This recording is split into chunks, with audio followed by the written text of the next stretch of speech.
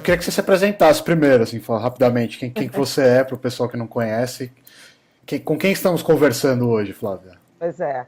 Oi, galera do Me Explica. Eu sou Flávia Oliveira, jornalista carioca. Tenho uma coluna no Globo, comento economia na Globo News e na CBN, no CBN Rio, da rádio CBN. E sou apresentadora da temporada 2017 do TED no Futura. Muito legal.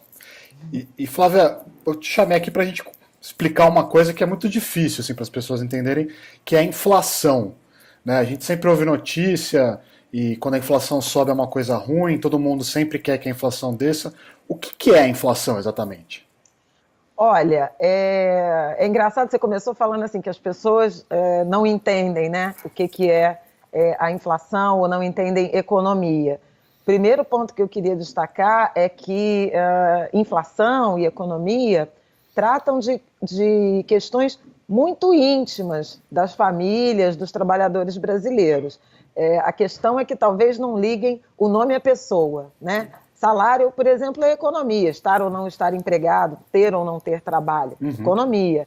E inflação se relaciona com os preços dos produtos, né, das mercadorias e dos serviços que a gente consome. Então, pagar a conta de luz, ou descobrir que a conta de luz, e aconteceu esse mês, né, está acontecendo nesse mês de outubro, veio com um adicional de bandeira vermelha, isso é economia. Certo. Você vai gastar mais com essa conta física.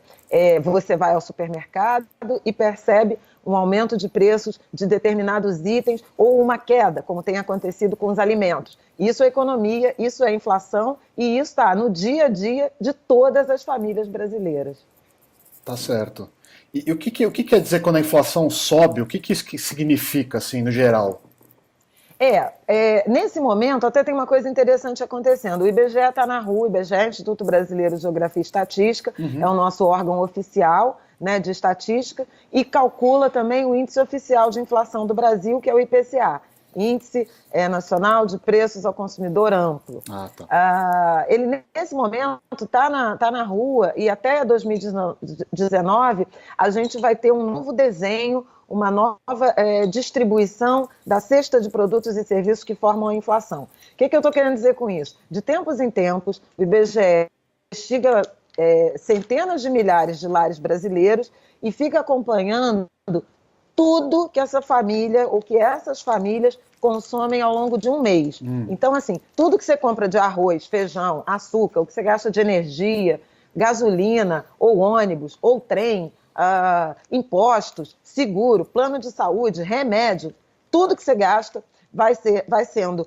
contabilizado pelo IBGE e, a partir desse grande banco de dados, ele constrói o que a gente chama de cesta de consumo, que é mais ou menos quanto cada família brasileira gasta, em média, com grupos de preços. Certo. Então, assim, quanto se gasta com alimentação, quanto se gasta com transporte, com habitação, com despesas pessoais, com saúde, com educação, tudo isso forma o que a gente chama de ponderação. Então, uma lista de preços que eles apuram mensalmente e a variação desses preços, quanto eles subiram, quanto eles caíram, é o índice de inflação. Ah, tá. Então, quando a inflação sobe, quer dizer que essa medição que o IBGE faz, ela quer dizer que vários desses produtos, no geral, numa média, subiram de preço. Exatamente. E pode acontecer, e acontece, que um determinado produto subiu e outro caiu, e na média, né, você vai ter um índice zero, vamos supor, né, se eles subiram e caíram na mesma proporção, ou dependendo do peso, do que subiu mais, você vai ter um resultado positivo de inflação, ou seja, uma inflação em alta. Deixa eu dar um exemplo mais concreto, Tá. Diogo. Por exemplo, gasolina é um dos preços que mais pesam no índice de inflação. Está entre os 5 itens de maior peso. Gasolina, aluguel, comida fora de casa,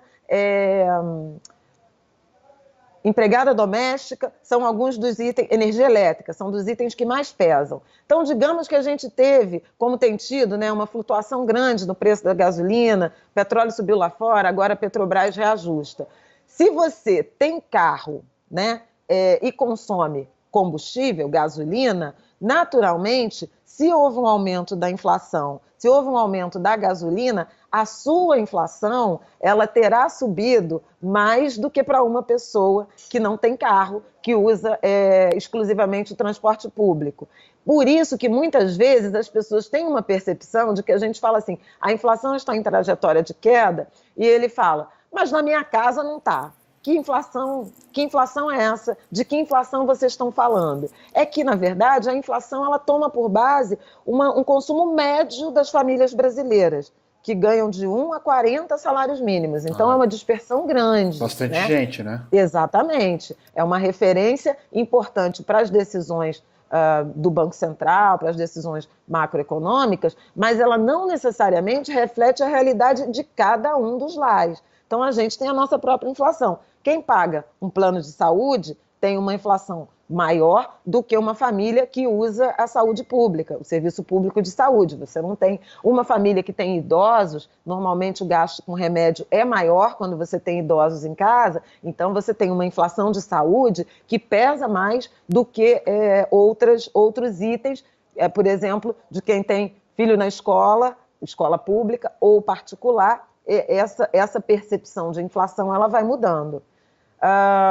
Mas vale a pena dizer o seguinte, que qualquer que seja essa percepção mais subjetiva, mais pessoal que você tem da inflação, o que a gente tem visto, especialmente neste ano de 2017 no Brasil, é uma queda significativa, né? Seja pela deflação dos alimentos, que já dura 5 meses, né? E aconteceu de novo em setembro, tem a ver com a super safra, pode ser um outro papo, como me explica. Esse fica para o próximo. Isso.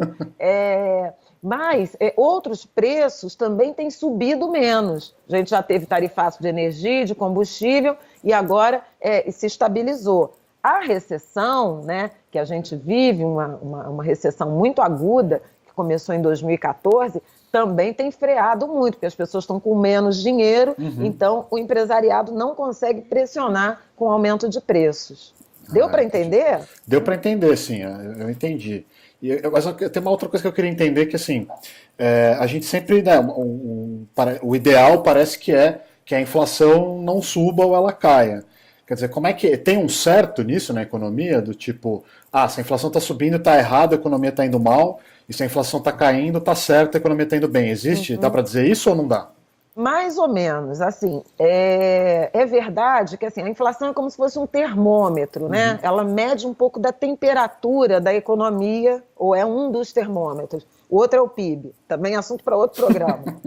Mas, digamos, tem algumas regras que são mais ou menos básicas e obrigatórias. Você está numa recessão, então a atividade econômica caindo, desemprego aumentando, com inflação subindo, como nós vivemos, por exemplo, em 2015, em 2016, é muito ruim, porque é preço aumentando, né? E a renda caindo, e o comércio vendendo menos, e a indústria produzindo menos. Então é sinal de uma anomalia importante na economia se você tem um cenário de recessão e a inflação subindo. Normalmente, quando você fala em recessão, as pessoas estão comprando menos, as empresas estão demitindo, estão produzindo menos, a tendência é que o preço caia, né? Tá. Então, seria uma doença, ou foi uma doença que o Brasil enfrentou nos últimos anos, com inflação alta e economia muito debilitada. Esse ano, a inflação caiu muito, a gente está falando de uma inflação de menos de 2% de janeiro a setembro, o que é condizente com dois cenários. A super safra, que derrubou o preço de alimentos. 2, esse cenário recessivo de recuperação ainda muito modesta, muito tímida da economia. Tá. Qual é o melhor dos mundos? Economia crescendo, emprego alto, salário alto e inflação baixa. Aí sim você está num ambiente, digamos, saudável. É um pouco o que acontece mais comumente nas economias centrais, como Estados Unidos, Europa, né? Entendi, porque quando a economia está indo bem, então as pessoas, geralmente, os salários vão aumentando, né, aos poucos, e se os preços vão subindo um pouco, isso não, digamos assim, não tira o poder de compra das pessoas. Exatamente, você continua comprando as mesmas coisas ou consumindo mesmos produtos e serviços, ou até mais, com os preços nos níveis adequados. Eventualmente, o que a gente vê muito no Brasil é processo de crescimento econômico, aumento do emprego, aumento da renda, e aí os caras começam a puxar os preços porque as pessoas começam a consumir mais, sair mais, comer mais na rua, eventualmente viajar, melhorar a cesta de consumo de casa. Então você compra lá um presunto, né? Uma carne de primeira, uma cerveja a mais, e aí quando você tem isso que chama aumento da demanda, o empresário tende a puxar os preços para cima. Entendi. Então, aí o que acontece? O governo é obrigado, né, o Banco Central é obrigado a elevar a taxa de juros para esfriar a economia, para impedir que a inflação fuja do controle, fuja da meta. Nós temos sistemas de metas de inflação desde 1999. Entendi. E taxa de juros é que é mais uma outra conversa nossa, porque é outra história. Já temos uma pauta. E por último, eu acho que essa também é complexa, mas só para entender rapidinho, também às vezes eu ouço falar de deflação, e eu ouvi dizer também que isso é ruim para a economia. Quer dizer, para mim não faz sentido, porque deflação não é o contrário de inflação? Mas assim, nesse momento até a gente está festejando de alguma forma a deflação, principalmente no preço dos alimentos, porque subiram muito, né? Nós vivemos aí 2 anos de alimentos subindo acima de 10%. Então, uma deflação, ela é bem-vinda. Tem uma readequação dos preços, eles estão voltando para um nível aceitável.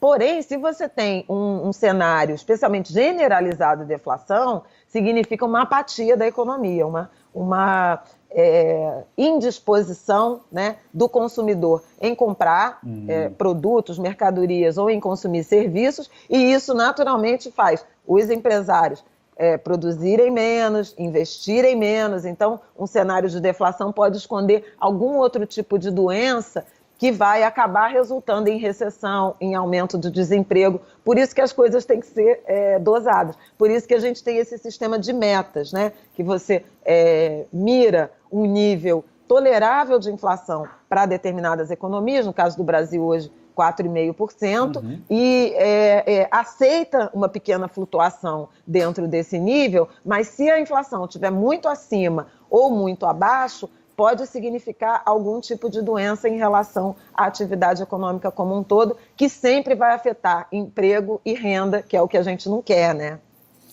Lógico. E uma última pergunta, acho que deve ser meio difícil essa de responder, mas, enfim, só que eu fiquei com isso na cabeça aqui, eu fiquei pensando, por que a economia é tão difícil de controlar assim? Poxa, tem tanta meta, você vê o pessoal, tem o Banco Central, tem o Ministério da Fazenda, eles sempre têm metas, como você disse, sempre tem, a gente sabe mais ou menos, eles dizem que sabem mais ou menos onde é que as coisas têm que ficar. Por que é tão difícil para um governo controlar a economia, conseguir colocar as coisas nos eixos? Porque são muitos elementos que atuam, né? São muitas camadas, muitos agentes econômicos. Você tem a indústria, você tem a agropecuária, você tem os serviços, você tem o comércio, que no caso do PIB está inserido nos serviços, você tem as contas públicas, você tem as contas externas, né? Exportações e importações, o que você vende, o que você compra do exterior. Tudo isso afeta o ambiente econômico. E é dever da equipe econômica, do Ministério da Fazenda, do Planejamento, do Banco Central, manter todos esses indicadores, né? Essas variáveis em equilíbrio, para que você tenha uma economia saudável. Eu só não concordo muito com dizer que é tão difícil controlar a economia. Eu acho, na verdade, que o Brasil ele tem uma série de ferramentas, de instrumentos e de sistema de metas econômicas que são, em alguma medida, rigorosamente cumpridos, né? O Banco Central não hesita em subir ou em mexer na taxa de juros, por exemplo, tomar variadas medidas para cumprir certas metas, coisa que nós não fazemos, por exemplo, na área social. Eu adoraria que a gente tivesse uma meta rígida de redução de homicídios, de aumento da escolarização, de acesso a matrículas. A gente mostra no lado econômico que a gente tem uma grande capacidade em perseguir e em cumprir metas, ou pelo menos em tentar. No entanto, outras áreas que são muito mais relevantes do ponto de vista da construção de uma nação que a gente quer com igualdade, com bem-estar, com qualidade de vida, elas são desprezadas, elas são secundarizadas. Então, adoraria que a gente olhasse para outras dimensões da sociedade brasileira com a atenção que a gente olha para os indicadores macroeconômicos. Meu sonho. Muito legal. Bom, Flávia, obrigado por falar com a gente aqui do Me Explica. E com certeza a gente vai convocar você outras vezes, quando você puder, para explicar esses fenômenos econômicos que, para quem é leigo, como eu, como muita gente que acompanha Me Explica, é sempre meio difícil de entender, assim, no calor do momento, né? As notícias vêm e a gente não entende nada. Sem dúvida. Bom, é meu compromisso furar essa bolha, né, desse hermetismo que cerca o jornalismo econômico ou a economia. Então, vocês podem contar comigo quando quiserem. Vai ser um prazer. Obrigado, Flávia. Eu que agradeço. Bom fim de semana, boa semana, bom resto de ano para todos nós, né? Estamos precisando.